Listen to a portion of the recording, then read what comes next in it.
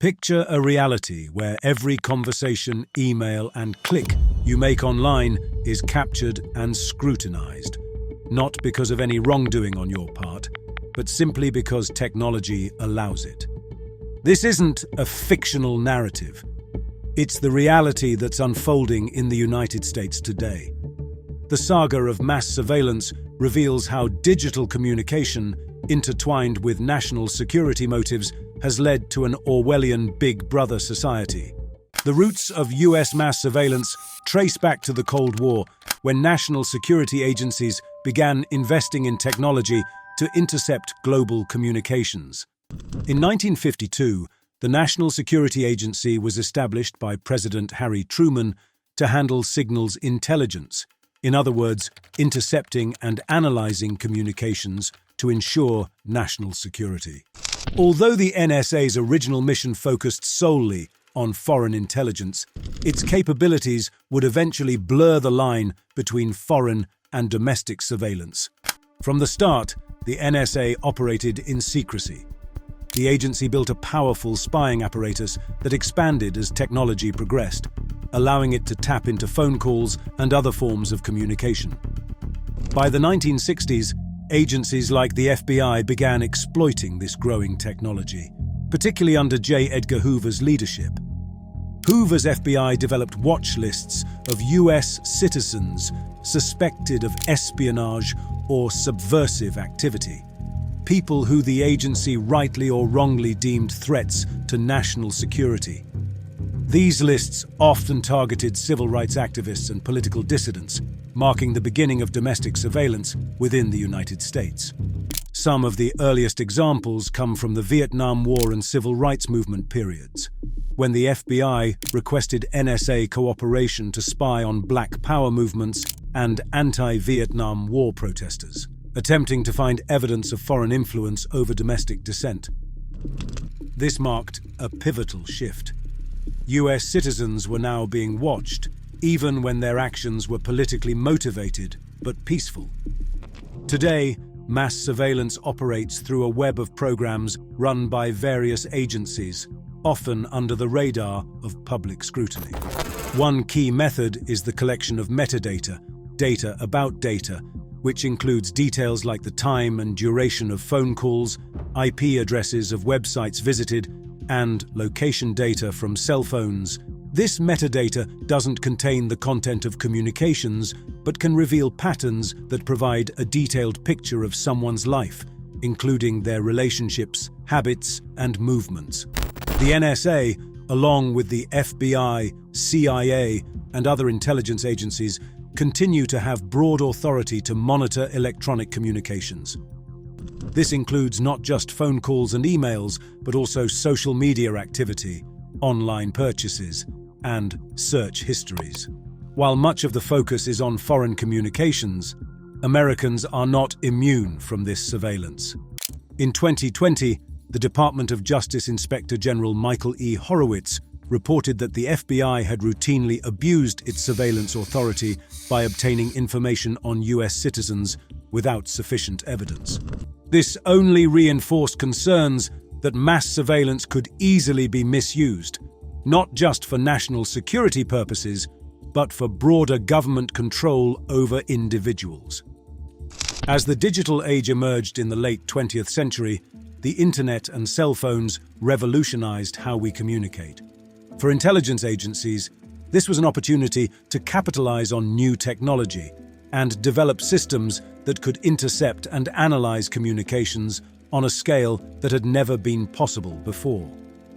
One way they did this was with the advent of the Echelon program, a partnership between the US and 4 of its closest Anglosphere allies, which has come to be known as the Five Eyes, marking a significant step forward in surveillance capabilities.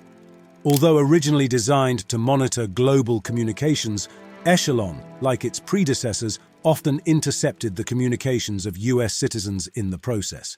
However, not even this could compare to the mass surveillance apparatus that would be set up following September 11, 2001. After this date, the US government prioritized national security over civil liberties, vastly expanding its surveillance programs. Just a few weeks after the attacks, Congress passed the U.S. Patriot Act, granting broad powers to intelligence agencies like the NSA and FBI. These agencies could now collect metadata from millions of Americans, including phone records, internet traffic, and even financial transactions, all in the name of preventing future attacks. The Patriot Act's passage marked the beginning of an era where surveillance became widespread and, in many cases, unchecked. The law made it easier than ever to collect and store vast amounts of data without a warrant, raising serious concerns about privacy and civil liberties. By 2013, the NSA's surveillance programs had expanded to a previously unimaginable scale, and it was in this context that former NSA contractor Edward Snowden made a fateful decision. At just 29 years old, Snowden became a whistleblower when he leaked thousands of classified NSA documents to journalists, exposing the extent of US government surveillance on both foreign citizens and domestic US residents. The Snowden leaks revealed the existence of multiple top-secret programs designed to collect data in bulk from unsuspecting people worldwide. One of the most controversial revelations was the PRISM program, which allowed the NSA direct access to data from tech companies like Google, Facebook, and Apple. This program enabled the NSA to collect emails, search histories, and even live chats of users globally. Snowden's leaks also exposed a program called X-Keyscore, which gave analysts nearly unrestricted access to a massive amount of data without the need for a warrant. In an interview with The Guardian, Snowden explained that these programs were so powerful that the government could retroactively track every move someone had made online, even if they hadn't committed a crime. As Snowden put it, "You don't have to do anything wrong. You simply have to eventually fall under suspicion from somebody to become a target." Snowden's revelations sparked a global debate about privacy, government overreach, and the balance between security and freedom, with public outcry leading to some changes. In 2015, the US Congress passed the USA Freedom Act, which curtailed the NSA's bulk collection of phone metadata, one of the key programs Snowden had exposed. The NSA could no longer collect massive amounts of data without obtaining a warrant for specific targets. However, despite this reform, many of the surveillance mechanisms revealed by Snowden are still in place today, and new programs have also emerged. The government has become more reliant on private tech companies to gather information, often using secret subpoenas to demand data. Metadata might sound harmless, but it plays a crucial role in mass surveillance. Unlike content, metadata is who you talk to, when and how long. It includes call records, location data, email addresses, and website visits. While it doesn't reveal the specifics of your communication, it provides a revealing picture of your life, your social networks, daily routines, and geographic patterns. For instance, the NSA's bulk collection of phone records tracks billions of calls, not the conversations themselves, but the details: who called whom, when, and from where. With this data, the agency builds social graphs, networks of connections, mapping out relationships and identifying patterns of communication. Even without tapping into the content of your phone calls, this metadata can paint a vivid picture of your associations, locations, and daily habits.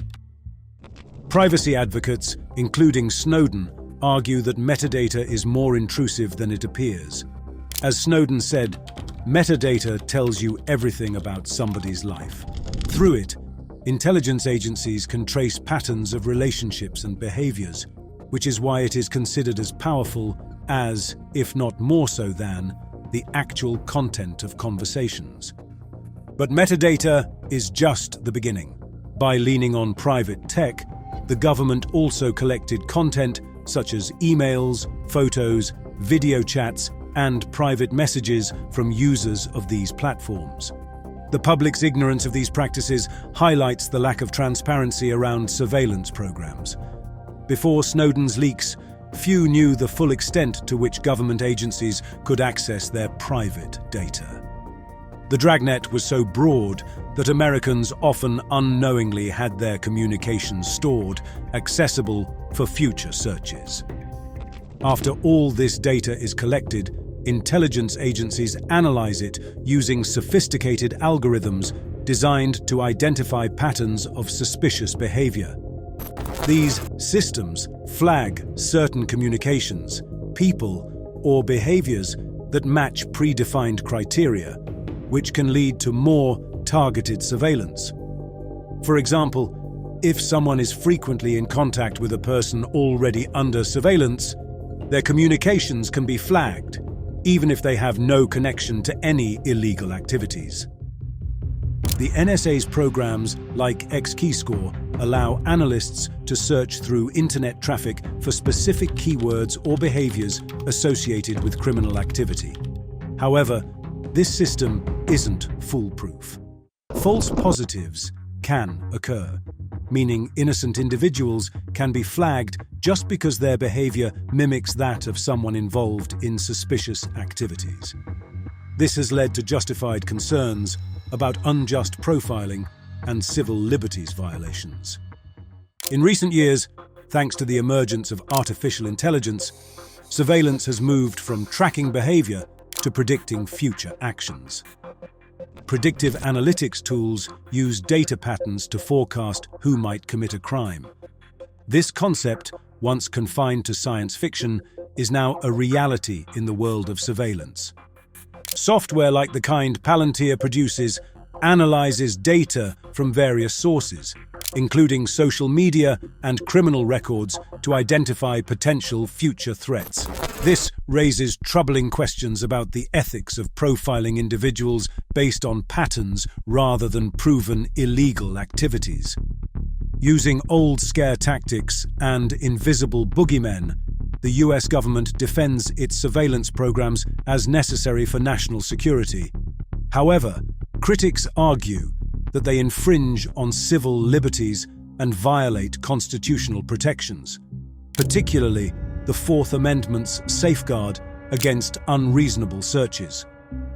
One of the most controversial tools is the Foreign Intelligence Surveillance Act, which allows secret court orders to be issued for surveillance activities.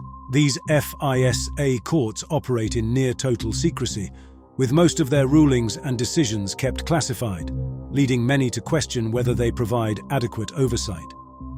While some reforms, like the USA Freedom Act of 2015, have been implemented to limit the scope of programs like the NSA's bulk data collection, many of Edward Snowden's revelations remain relevant today. New technologies, including artificial intelligence and facial recognition, continue to expand the reach of surveillance, further blurring the line between security and personal privacy. Mass surveillance in the US post-Snowden leaks relies heavily on partnerships with private companies. Telecom and tech giants are often required, through secret court orders, to provide data to intelligence agencies. A prime example of this partnership is the Section 702 program.